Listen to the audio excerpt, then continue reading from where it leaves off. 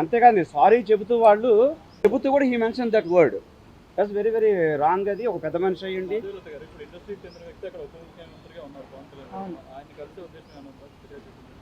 నేను నెక్స్ట్ ఇది మొదటి అడుగు అన్నాను కదండి, దాని తర్వాత ఖచ్చితంగా ఉంటుంది చర్యలు.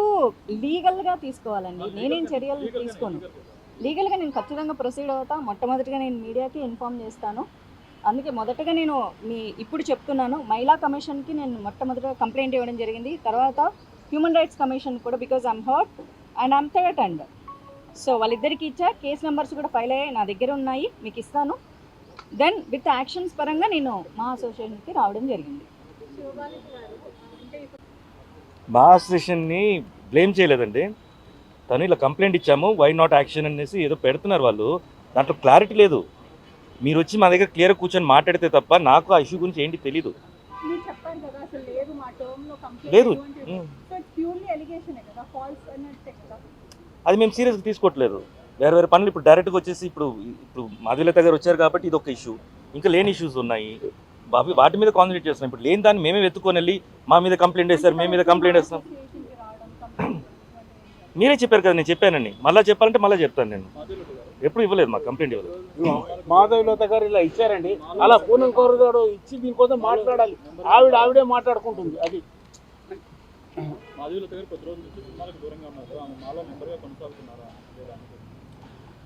తను ఇప్పుడు అడ్రస్ చేసింది వచ్చేసి as an industry women. So దానికి మేము సపోర్ట్, అందుకనే మేము వచ్చేసి ఈసీ మీటింగ్ పెట్టి మాట్లాడాలనుకుంటున్నాము.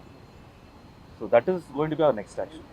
అట్ ద సేమ్ టైం అండి, ఈ సినిమా క్రిటిక్స్ అనే పేరు పెట్టుకొని చాలామంది యూట్యూబ్లో నోటికి వచ్చిన బూతులు పెడుతున్నారు. చూస్తూనే ఉన్నా, చాలామంది హీరోలని, చాలామంది హీరోయిన్లని. When it comes to me, ఎందుకంటే ఇప్పుడు నాది సమస్య, నాకు పెయిన్ ఉంటుంది. వేరే వాళ్ళని తిట్టినప్పుడు నాకు కోపం వస్తుంది, కానీ నన్ను తిట్టినప్పుడు నాకు ఇంకా బాధ వస్తుంది. ఈ అమ్మాయిని ఈ మాటే కాదు, ఈ అమ్మాయిని కూడా దాన్ని ఈ మాటే కాదు, ఇంతకంటే ఇంకా ఏదైనా పెద్ద బూత్ ఉంటే అది తిడితే చాలా బాగుంటుంది, చెప్పు తీసుకొని కొడతామని ఈ సినిమా క్రిటిక్స్ అనే పేరుతో చాలామంది ఆడవాళ్ళు, చాలామంది మగాళ్ళు బతికేస్తున్నారు. సో అది కూడా అసలు కరెక్ట్ కాదండి. ఇక్కడ సినిమా క్రిటిక్స్ అంటే సినిమా ఇండస్ట్రీని హెల్తీగా క్రిటిసైజ్ చేయాలి తప్ప, సినిమా వాళ్ళని అమ్మనా బూతులు తిడితే వాళ్ళు ఎప్పటికీ సినిమా క్రిటిక్స్ అవ్వరు. పక్కన పేరు పెట్టుకున్నంత మాత్రాన దే కాంట్ బి అఫీషియల్.